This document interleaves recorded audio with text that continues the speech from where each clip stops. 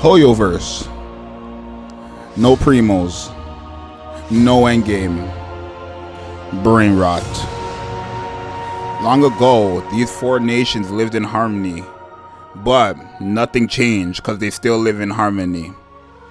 Only the Avatar, master of none of these elements, could really save them. But when the world needed them most, they delivered. 100 years passed, and me and my brothers at Kuro Games discovered a new game that could save the world.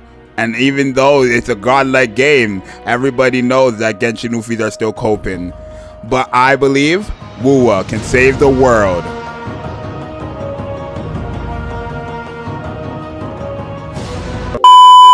The new open world RPG anime gacha game Wuthering Waves is the only thing people are talking about, and it's my job to really see if this game is worth the hype. My name is Kamizuxus, and I believe it's time for a gacha reality check for Wuthering Waves.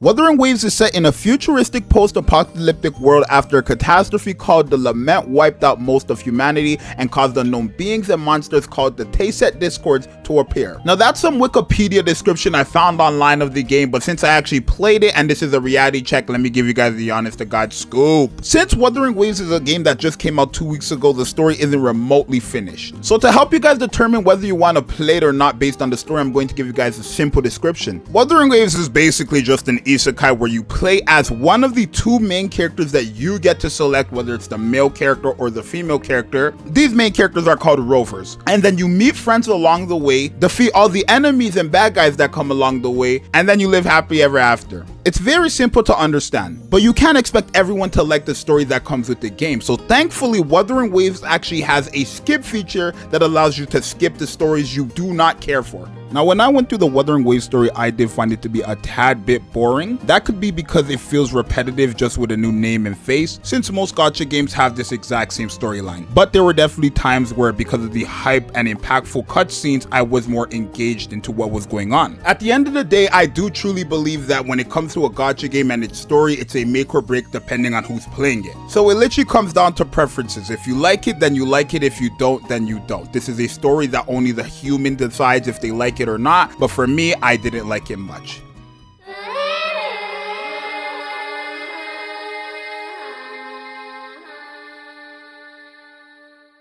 Now, the gacha system is the most important thing when it comes to a gacha game. The gacha system is how players will acquire the characters that they are able to use in the open world of Wuthering Waves. In Wuthering Waves, you have 4 different gacha banners that you can summon on. You have the main limited banner, the main weapon limited banner, the standard banner, and then the standard weapon banner. Now, in a gacha game, the character you are summoning for isn't always guaranteed unless the game has a pity system, and luckily, Wuthering Waves does.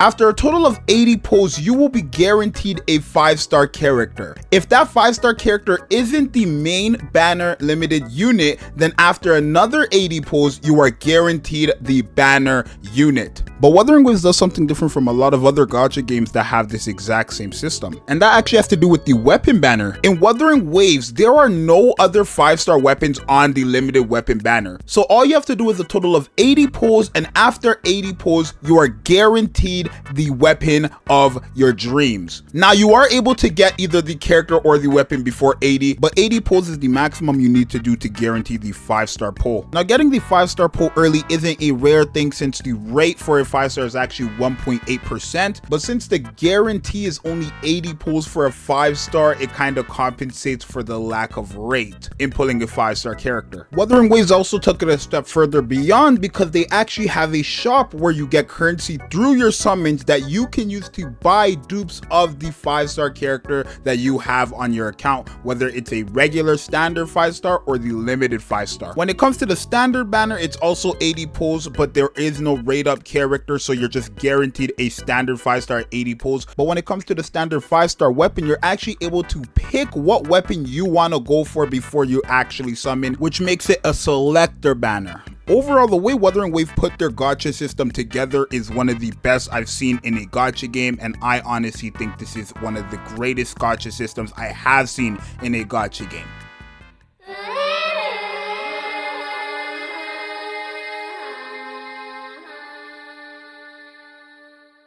Now, Kuro Games is literally known for being one of the best gaming companies to deliver fantastic gameplay within their projects. Their previous project, Punishing Grey Raven, had one of the best gameplay sequences we've seen in gacha gaming history. The only problem is that it wasn't marketed enough, so not a lot of people know about the game. But with their new project, Wuthering Waves, they definitely took some of the knowledge they used on Punishing Grey Raven and implemented it into an open world game, which I thought was the greatest thing they've ever done. The combat is similar to another popular open world anime gacha game known as Genshin Impact. In Wuthering Waves, you have a team of 3 characters. You have your normal attack, your heavy attack, your mid-air attack, your dodge counter, your special attack, and then your ultimate attack. And then you have echoes, which are enemies you defeat and collect and then implement in your playstyle. The thing about Wuthering Waves is that it feels like a Souls-like, with having to learn the boss's attack patterns, having to know when to perfect dodge, and also having to know when to parry/counter.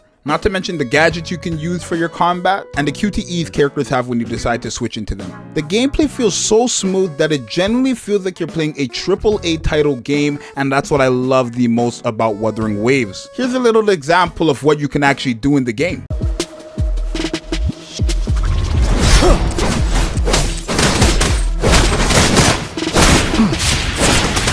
Tell truth from the side. Right back. Tempest!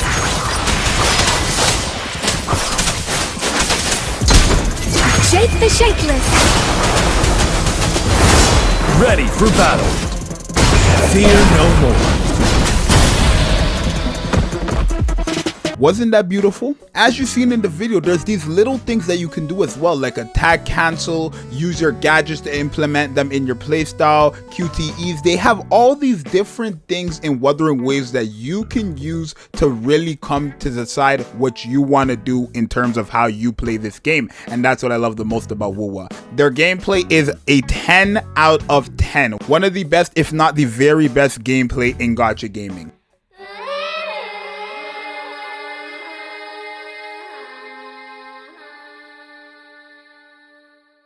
In a gacha game, all players have a status over their head. There are 3 statuses. You have the whale status, which means you spent a lot of money. You have the dolphin status, which means you spent a bit of money. And then you have the free-to-play status, which means you spent no money at all. And guess what? Majority of the players land in that free-to-play status. So, is Wuthering Waves free-to-play? Now, I'm not really sure how I want to answer this question because the game, again, just released. A lot of the currencies that we have gotten through Wuthering Waves have been through compensation, since there has been a lot of issues with the release of the game. And I don't want to say the game is free to play friendly based on compensations that players who decide to download the game 2 or 3 months from now will not have access to. So honestly, I'm going to say we have to wait a few patches to really come to that conclusion if the game is free to play friendly or not. Because you're probably going to hear that players have gotten a lot of currency early on, but you have to remember that's through world exploration, that's through compensation, that's through first time clears of the story missions. These are things that obviously the game has to have for players to even be able to summon,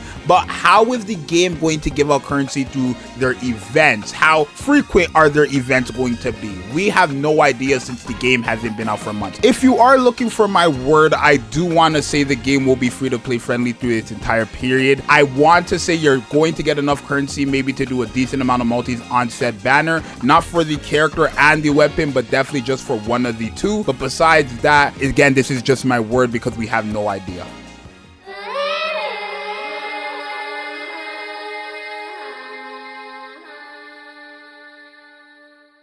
In every gacha game, you have late game, or what we like to call endgame. Every gacha game needs this to keep their players around once they're done all the main and important stuff. In Wuthering Waves, you have 3 optional grinds and 2 main grinds. Your 2 main grinds are farming your character's ascension materials and then farming echoes. Echoes are equivalent to gear in Wuthering Waves. Now, I did mention echoes earlier when we were talking about the gameplay, and I know this might be confusing, but the echoes are the gear on characters and then also the enemy you implement in your playstyle. Let me explain this a bit more. Each character has 5 echo slots that you put the echo gear on. Whatever echo monster you put in your first slot out of the 5 will be the monster that you can use in your playstyle when playing Wuthering Waves. It might sound a bit confusing, but once you play the game, you'll understand it instantly. So being able to farm the gear is really important and really fun, since there is no stamina required when it comes to farming the echoes. But if you are able to sit there and grind for however long you need to grind for until you get what you're looking for,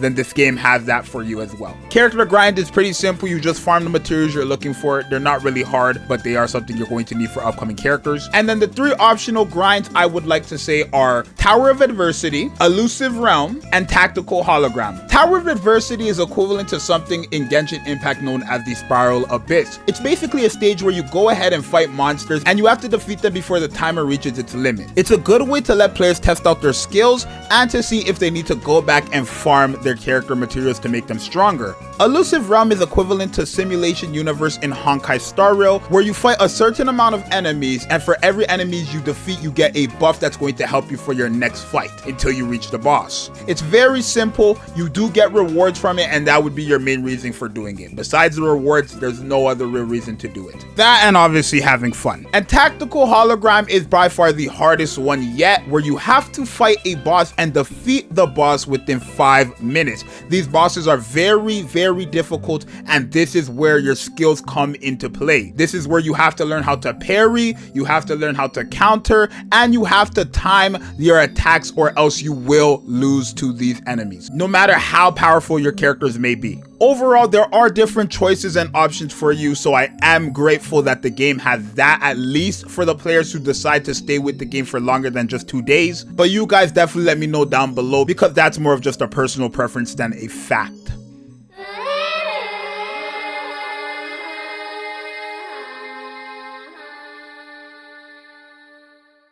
Overall, I would say Wuthering Waves is a fantastic gacha game. Whether you might think it's better or worse than other gacha games in that same marketing space, it doesn't take away from the fact that Wuthering Waves had a lot of dedication and thought put into it. I think Kuro Games' development team did a great job catering to the newer players and the older players of this game, and I do think that Wuthering Waves is going to have a lot of potential in the future. Obviously, we have to wait to see what the game has in store, but the reality is that Wuthering Waves will be successful. Yo, it's your boy Kami's Yuxus. I had a blast making this video, and I hope you guys enjoyed this video as well. I want you guys to try out the game if you did find this video to be helpful, and then come back and let me know what you think. If you agree, if you disagree, I'm here for all of that, right? I really did like making this video. It's the first time I've reviewed a gacha game, and I want the future content of this channel to be gacha game reviews. So if you guys, are interested, why don't you guys subscribe, like, and share, comment, do whatever the hell you want to do, but I'm gonna be here for the long run. It's your boy Kami's Yuxus, and I'm gonna see you guys in the next one. Hope you guys enjoyed.